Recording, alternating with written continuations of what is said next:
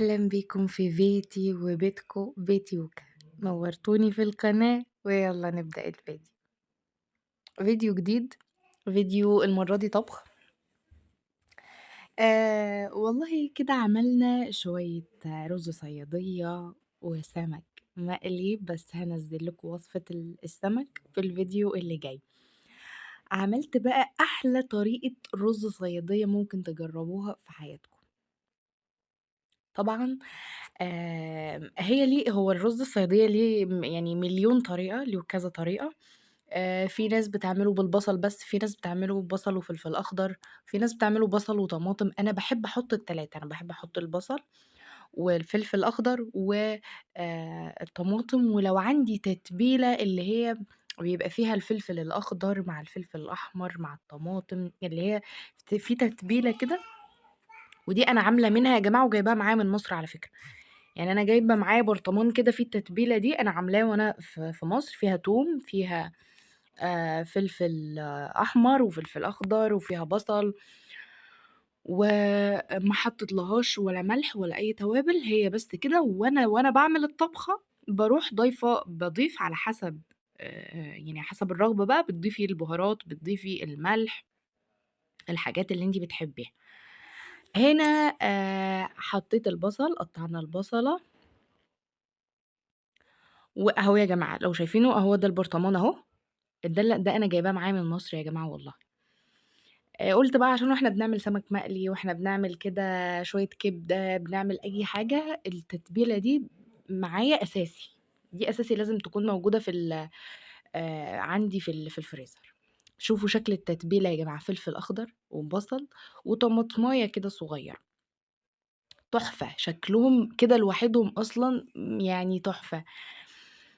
بانزل بقى عليهم بالرز، نزلنا هنا بالرز أهو، رز مغسول ومنقوع ومتصفّي، وحطيناه كده على التتبيلة. باحب أنا بقى أنزّل إيه، الرز كده مع يعني يا سلام، يا سلام لو معلقة سمنة بلدي، أنا برضه جايبة معايا وأنا جاية من مصر، جايبة معايا سمنة بلدي، فحطيت في الأول معلقة سمنة بلدي، وحطيت شوية زيت صغيّرين، وباشوّح كده الرز مع التتبيلة دي، مع البصل، مع الفلفل الأخضر، مع الطماطماية. باحب أشوّحهم كده الأول، كده بتخلّي الرز مفلفل وبيلمع كده وشكله حلو أوي في النهاية.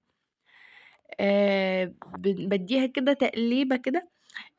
يعني طبعًا يا جماعة أنا قُلت لكم قبل كده إن أنا ما جِبتش معايا ولا حِلَل ولا جِبت معايا حاجة، دي حلة وجنبيها حلة تانية، دول فقط الاتنين اللي أنا جِبتهم، دول اللي أنا اشتريتهم، قُلت يعني هيكفّوني الشهرين ال3 اللي أنا قاعداهم هنا في الرياض وبس.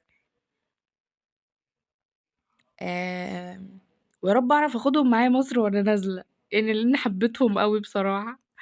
هنا زوّدت الملح بعد ما شوّحت كده الرز مع البصلة، مع الفلفل الأخضر والطماطم، مع السمنة البلدي، مع وكمان حطيت بهارات اللي هي بتاعة الرز، بس طبعًا هي مش عارفة أنا ليه ما جاتش في الفيديو. حطيت البهارات اللي هي بتاعة الرز البسمتي، خلِّت الطعم تحفة. هنا زوّدت المَيّة، مَيّة مغلية طبعًا من الكاتل، زوّدت المَيّة وباسيبه بقى كده يعني ياخد ويدّي كده مع نَفْسه، وهتشوفوا النتيجة في الآخر. أنا باحب الرز ده جدًا، جدًا، جدًا، رز السمك ده والرز الصيادية بالطريقة دي. جرّبوه بالطريقة دي هتحبوه جدًا، هو له كذا طريقة وكل شيخ وله طريقة، كل حد يعني بيعمل اللي هو بيحبه. تمام. طبعًا في مصر إن شاء الله بإذن الله يعني ربنا أراد نرجع إن شاء الله بالسلامة، هتشوفوا بقى وصفات لذيذة جدًا، وهتشوفوا روتينات تحفة. آمم، طبعًا المكان هنا حاكمني، المكان هنا حاكمني. أنا يعني المكان صغير، الإمكانيات محدودة، طبعًا هناك في مصر ما فيش الكلام ده، هناك في مصر إحنا الأساسي بقى هناك. فهتشوفوا حاجات جميلة أوي في المطبخ هناك، في روتين البيت عمومًا، في كل حاجة هناك، وفلوجات أكتر طبعًا وخروج أكتر. و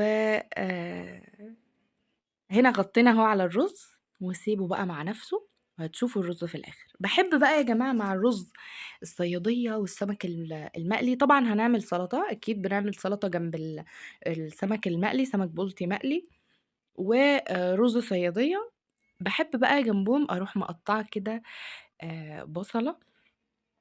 طبعًا عملنا السلطة، والسلطة فيها بصل برضه، بس باحب أقطّع كده بصلة، والبصل يعني بافكّكه كده من بعضه كده بإيدي أهو.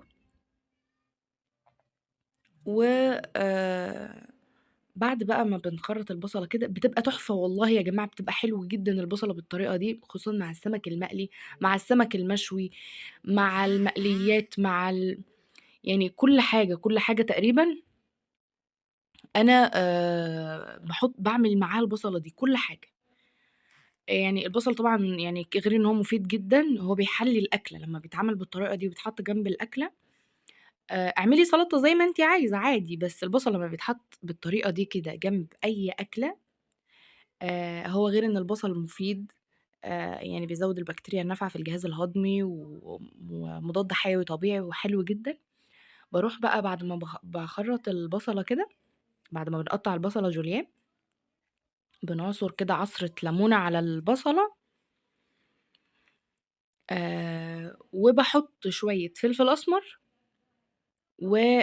لو في خَل. طبعًا أنا ما كانش عندي خَل، كنت نسيت في اليوم ده الخَل خالص. وتحطّي رشة ملح ورشة فلفل أسمر وعصرة ليمونة وشوية خَل، وتحطّيها كده جنب الأكل، تحفة، تحفة، تحفة. دي أصلًا يعني بالنسبة لي زي المخلِّل كده يا جماعة، يعني في ناس ما بتعرفش تاكل غير لمّا بيكون جنبها مخلِّل.